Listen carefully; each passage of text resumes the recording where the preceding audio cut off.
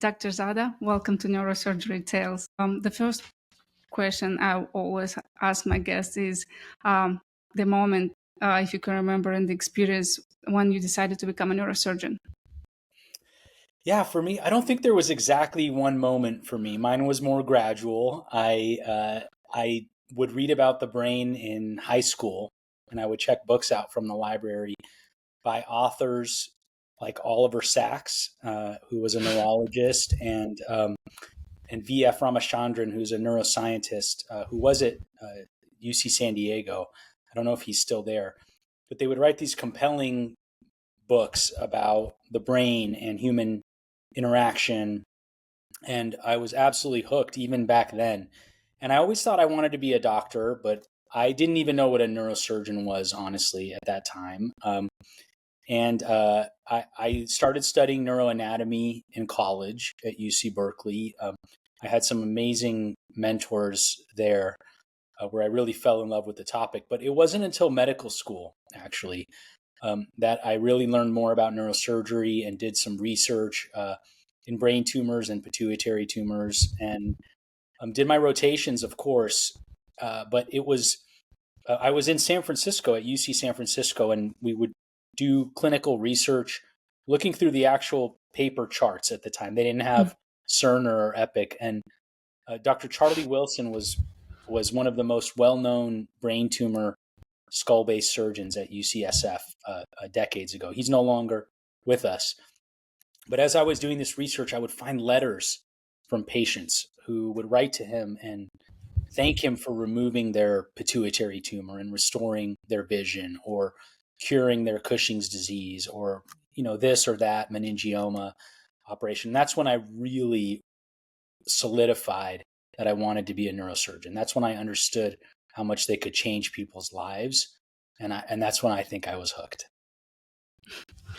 You mentioned Oliver Sacks. I guess he was for me personally, was like an example of how to be a cool doctor, because he was riding motorcycles. Yeah. And yeah. And he lived in, I believe, in San Francisco too. He may have. He lived in LA for part of it. I think he lived in Oh, yeah, in LA. Topanga Canyon, but maybe the Bay Area too. Yeah, and I got to see him speak once, which was amazing. That was really cool. Yeah. You're heavily involved in teaching and mentoring young neurosurgeons.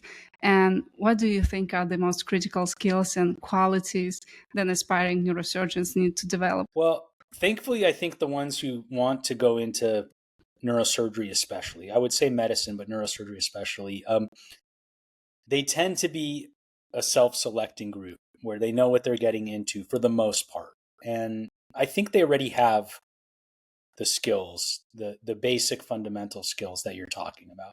I think it's already within them for most of the people I see. But so I don't think they need to be any different than they are. I think as they grow and mature as doctors, as surgeons, as neurosurgeons, whatever they're going to do, as scientists, as educators, as leaders, they have to, I think, first understand that what they're doing is and will always be a service job.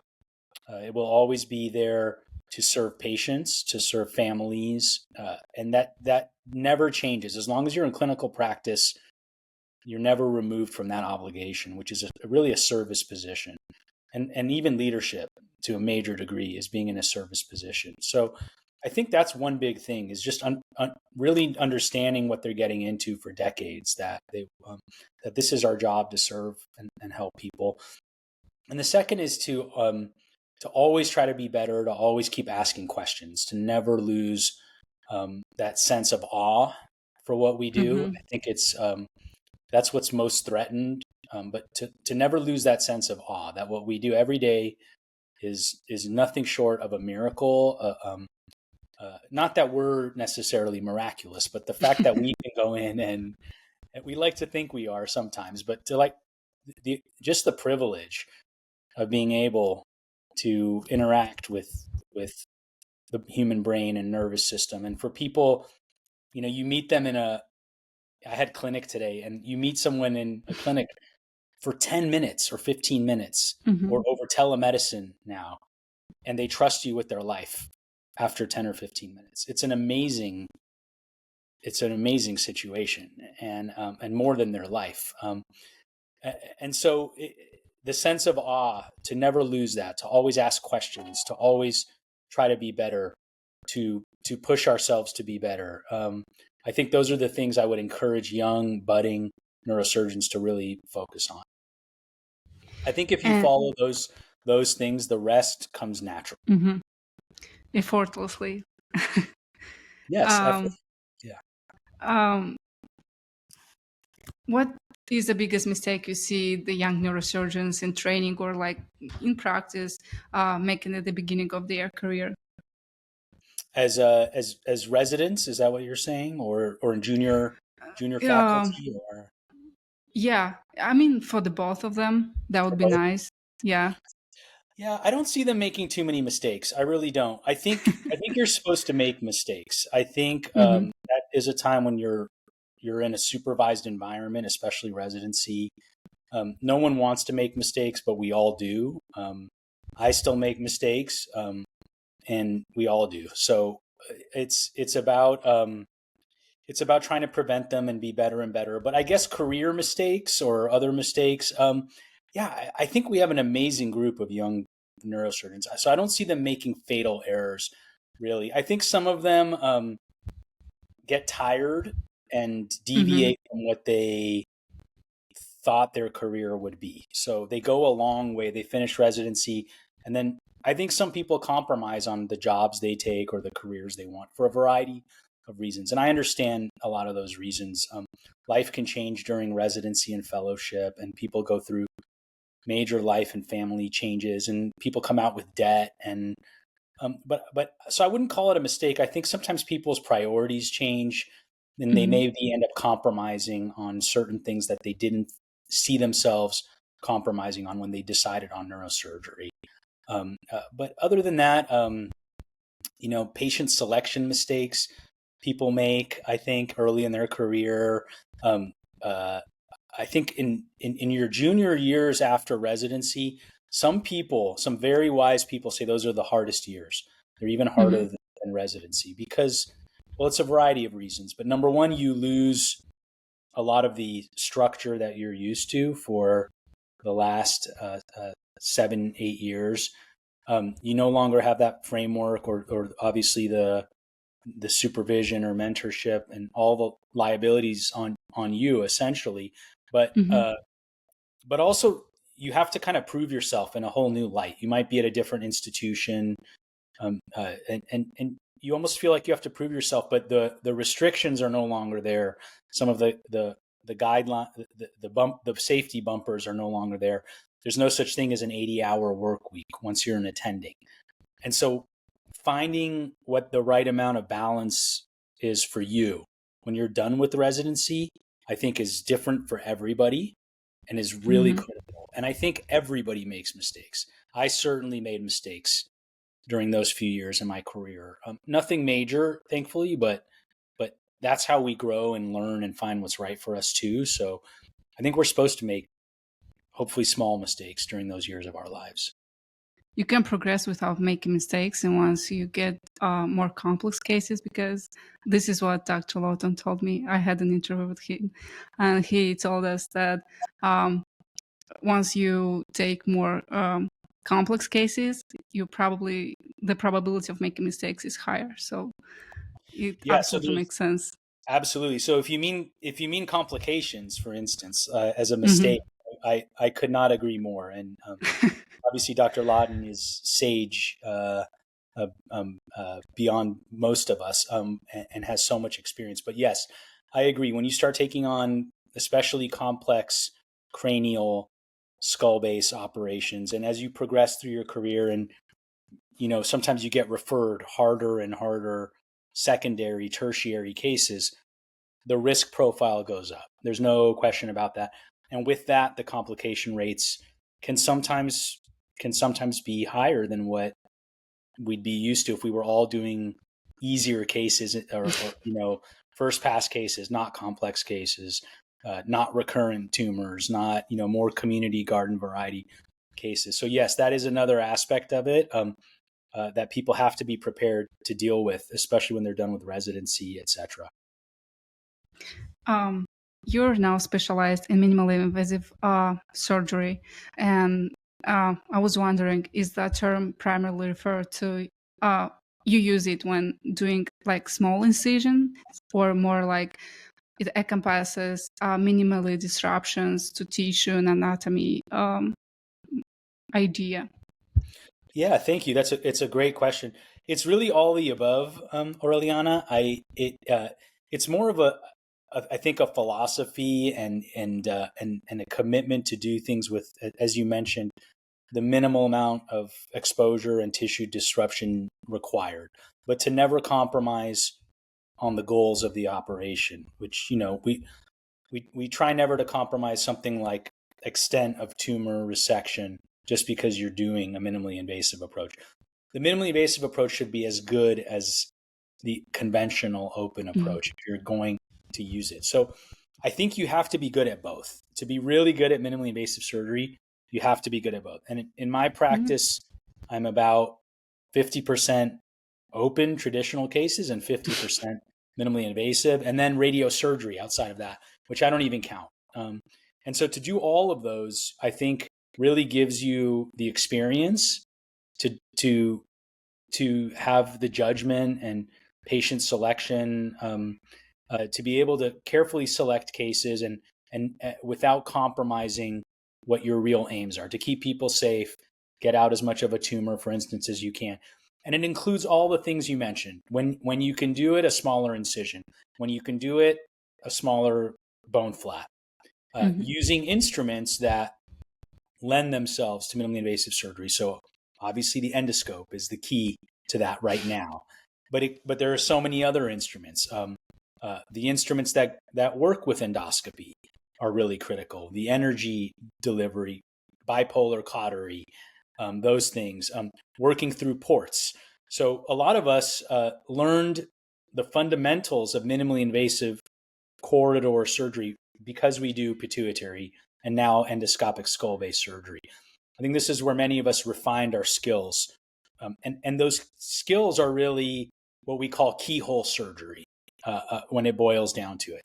It's the opposite of traditional skull-based surgery, which is you do Mhm. a big approach superficially. You remove bone, big bone flap, drill out all the bone, untether all the ligaments and cranial nerves, move things around to get to the pathology and do a good job. Keyhole surgery is the opposite. You go through a small keyhole, and when you get to your target, it widens and only there. Mhm. So it's not a funnel, it's the opposite. It's an inverted funnel where you're looking through a keyhole and then things open up. And if you can learn those techniques, how to use an angled endoscope or a regular endoscope, how to use the instruments with angles and to, from different, they come in from different trajectories, whether it's two nostrils or ports, or then you can apply that to working through small keyhole craniotomies like eyebrow operations, or working through very small ports or corridors that we now use to get to subcortical or Mhm. intraventricular areas, working through small retrosigmoid approaches. Then I think all those fundamentals come together in tumor surgery, and if you've done enough of pituitary surgery, then you can use those techniques for other types of intracranial operations, and that's where I think that I've seen the field evolving in the last 20 or 30 years, and that to me is very exciting. So it's not about only a small incision or a small bone flap. It's really a commitment to doing a good job and not compromising while using all of those techniques. Do you think that the base of skull-based surgery is to master the pituitary surgery, endoscopic? I mean, Not only, I think that's one part of it. I think if you okay. want to I think if you want to master pituitary surgery, it is a big part of it, but you need to master endocrinology and you need to Mm. master the understanding of neuroophthalmology before you commit to really calling yourself a pituitary surgeon. Because, working with endocrinologists, understanding the diseases, when you need surgery, when you don't, is a big part of pituitary surgery. It's not, to me, it's not just a technical exercise of removing a tumor and just that. You have to understand radiosurgery. You have to understand all these different systems, I think, to be a really good pituitary or skull-based surgeon. So pituitary is kind of a nice entry level place to start out with, nice basic micro or macroadenomas. And then as the Pittsburgh group has described so well, to go on to more and more complex extended approaches, craniopharyngiomas, meningiomas, chordomas. And then, then you can really start taking it to more lateral trajectories and that's only part of skull-based surgery, right? I think, as I mentioned, to be really a comprehensive brain tumor or skull-based surgeon, you have to still know how to do open craniotomies and when to choose which one, when to do combos, etc., how to stage them appropriately if needed. So the more you can do, the more you can maintain your versatility, the better a surgeon it makes you, and the better doctor it makes you. Is there one specific skill that you should master if you want to be an endoscopic skull-based neurosurgeon? When you say skill, like one operation, you mean, or one, or just one thing? General, one thing, like the first thing. No, I don't think so. Honestly, I think it's getting in the lab. You got to get in the lab, and you have to understand how to use an endoscope and hold an endoscope. The first time I ever really used an endoscope for an endonasal case was around in the mid 2000s at a course, and Amin Kassam taught me how to hold it in a cadaver and showed me the basics, and I knew I was hooked then. But I think it's getting in the lab. It's understanding how an endoscope works. For many trainees in neurosurgery, residents, sometimes they don't pick up the endoscope till, let's say, later in residency. And it's much different than our otolaryngology ENT colleagues, because they know how to use an endoscope from their first and second year. And we're thankfully in neurosurgery, it's becoming more and more ingrained in our residency. So that's good. Neurosurgery residents are getting more and more facile with the endoscope. So that's good news. But there's no substitute for getting into the cadaver lab or going to courses to understand how the endoscope works, how to white balance it, how the lenses work, how to operate in 2D. So that's maybe if I were going to answer your question, that's a whole other skill set of psychomotor skills. You're relying on different cues than your body is used to, where you have stereoscopic depth perception, right? You can see with both. When you're looking at a flat screen, you're relying on other cues, on tactile feedback, on where your instruments are touching. It's a whole other skill set. So holding the endoscope is another great example. Before you can even operate, you have to understand what is the assisting surgeon or the second surgeon holding the endoscope have to do, and why is that so important, and moving that around. And there are so many things that go into at least endoscopic surgery that junior residents and medical students can start learning about. Just how an endoscope works, go to a course, take the time to do a dissection before you ever get in the OR so that you are ready for that case. In your experience, what distinguishes a standard endoscopic surgery, let's name it standard, but from a truly exceptional one? Well, I think we have to remember every case we want to say is exceptional. We have to take it that way. It's the times where I've thought something was just routine that I've gotten into trouble oftentimes.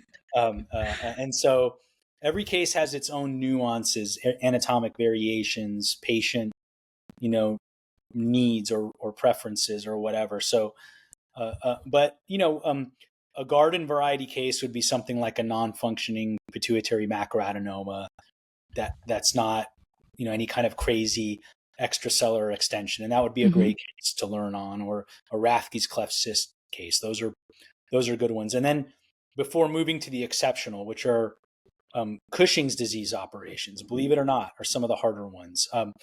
Very invasive pituitary tumors with cavernous sinus extension, or the ones with significant suprasellar extension. And then some of the other pathologies I mentioned, craniopharyngiomas, meningiomas, chordomas, those are usually extended endonasal operations. And so those are kind of one tier higher and usually in difficulty. So it's good to start with the more general cases and then challenge yourself more and more as you're learning. I don't know, but are there any ethical considerations unique to minimally invasive surgery specifically? I think there are, and maybe they're not discussed enough. It's a great question, actually, that I don't think I've ever been asked. So if I were to think about that, I think I touched on it, but I think the ethical consideration is you should never trade off getting the outcome that is the most important outcome for that patient because you want to do a minimally invasive approach. So you should never tolerate a worse outcome only for the sake of wanting to do something technically different or slicker kind of operation or something like that. If you think the patient could really benefit from a bigger approach, that should be the one that you select, even though it might be easier for you, or you may want to do a cooler, invasive operation or whatever. Sometimes the right answer is not doing that, and I think that would be the ethical consideration: is that you explain to the patient and the family well enough that they understand what the alternatives are and what you're calling minimally invasive, and that you think it's as good or better than the other alternative. Are there any emerging technologies that you are particularly excited about in skull-based surgery, neurosurgery? So many. Where do I start? Robotics for sure. We don't have a robot, so that's like a huge priority. To get when I say a robot, to me, a real robot is more of like a Da Vinci style. We get more degrees of freedom. We can do more in smaller cavities, smaller corridors. We don't have that yet. The ROSA type robots are great. They're really pushing the field forward, but that's not what I'm talking about. More of the slave concept with a console. So that's something we're all very excited about, for sure. Fluorescence is another one where we have something like 5-ALA, etc. That's going to be a game changer as well when we discover different indications, different agents, different protocols for different tumors.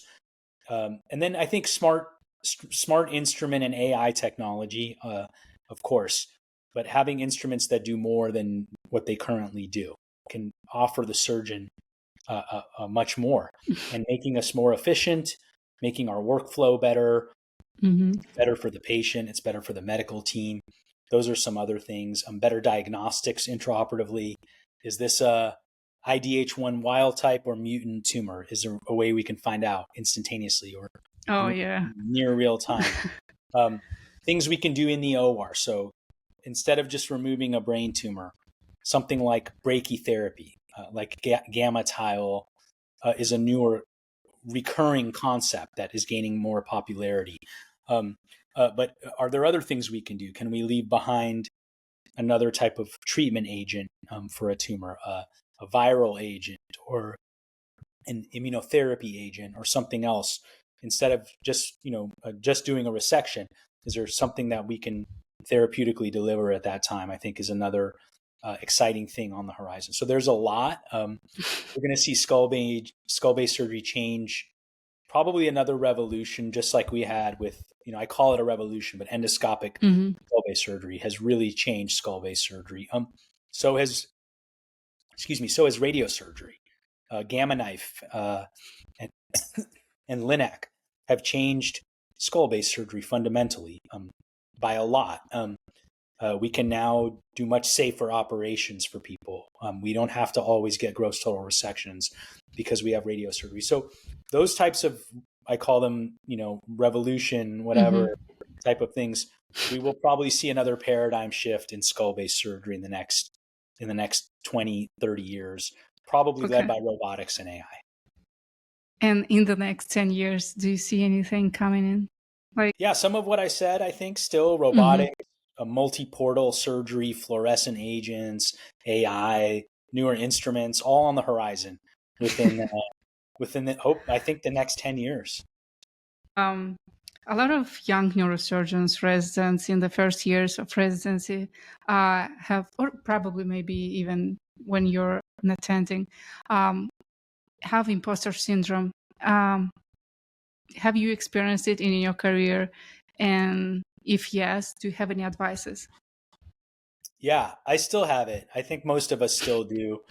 I think if people were being honest, they would tell you that, especially when they're in an environment like a national meeting, or they're getting Mm-hmm. some kind of award or acknowledgement or promotion, and they're surrounded by greatness. Because really, like, I mean, you look at these meetings that we go to, Mm-hmm. um, not, AANS, CNS, the Academy meeting, the Senior Society, and forget that these are just like doctors or really educated people, which they are.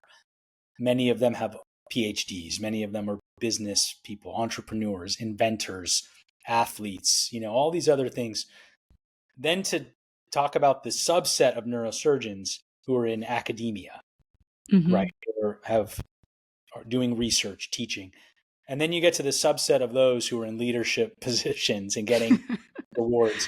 And to be included in any group like that, whether it's 500 people or 2,000 people or 20 people, will give you some sense of imposter syndrome. Well, at least to me, they will, because I look at people like Mike Lawton and, Mm-hmm. these amazing surgeons who you're talking to, so many of them who have influenced my career.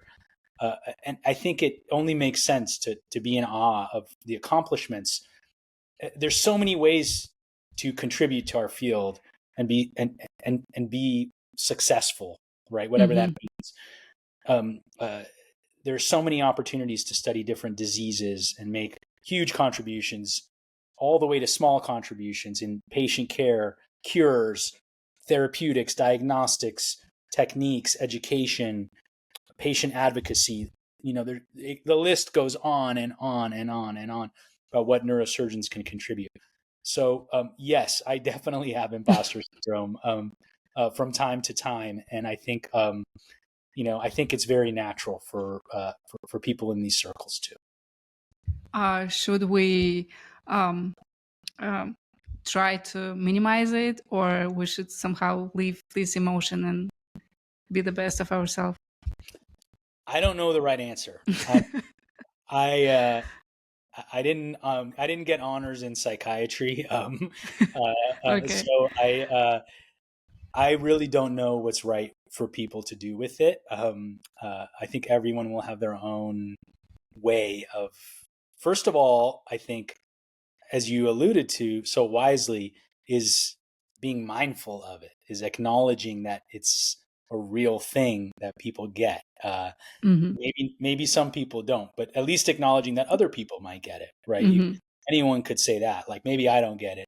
I'm too badass of a neurosurgeon, so I don't, but at least I could see how other people might feel that way. Okay, well, and then saying like, all right, well, I'm aware of it now. Mm-hmm.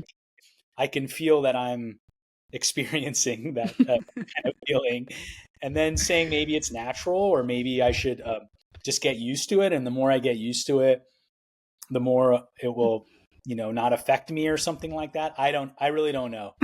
But Okay. I do know that over more time, as you see more and more of these same amazing people around at meetings and in, working with them here, and like, I've become friends with such amazing neurosurgeons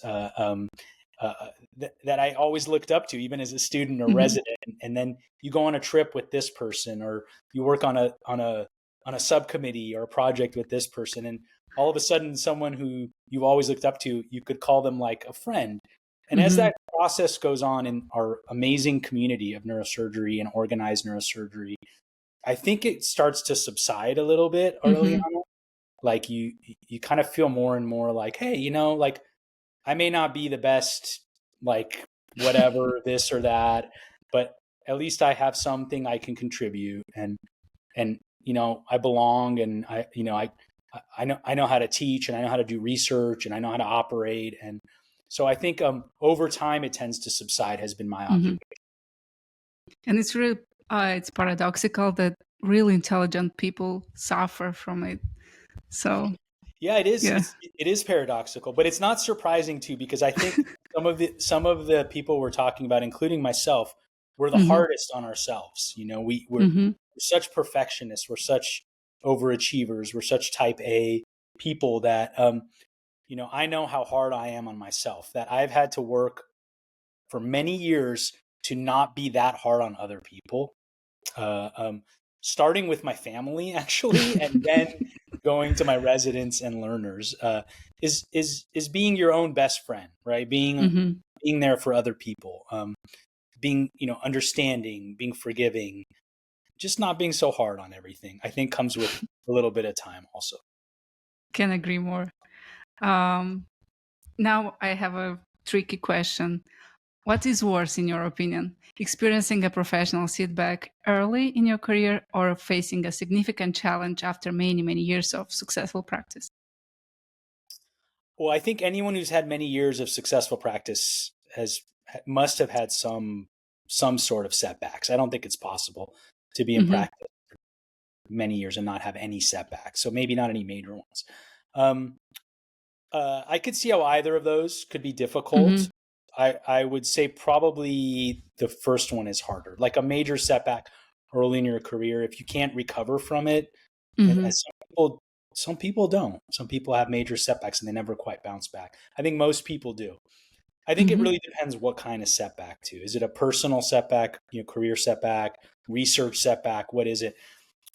If you're talking about just research, let's say we're just taking something Yeah. like research or Career grant research. Yes. or Yeah. grants as a setback. Well, there's data on that. That's pretty cool. Hmm. Um, I'll start by saying I've had many failures in research, many setbacks early in my career as a junior attending, applying for NIH awards, applying for our own awards, reject, reject, reject.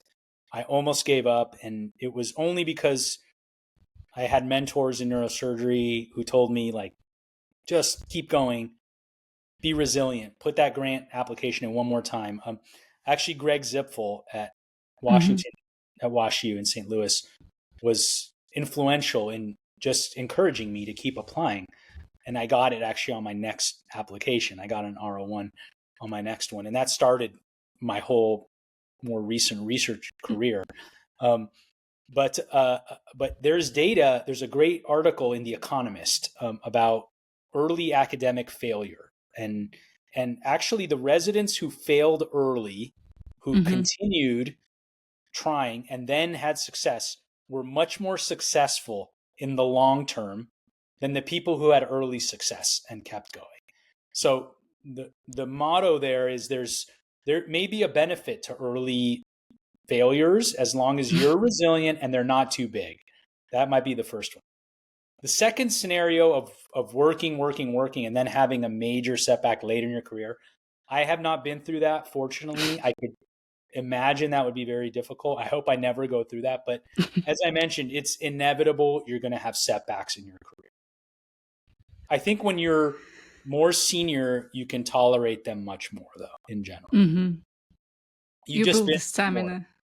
Yeah, you've been through more. You've seen more highs and lows. You've just experienced more, so you just develop thicker skin for things. Neurosurgery is a tough field and career to choose.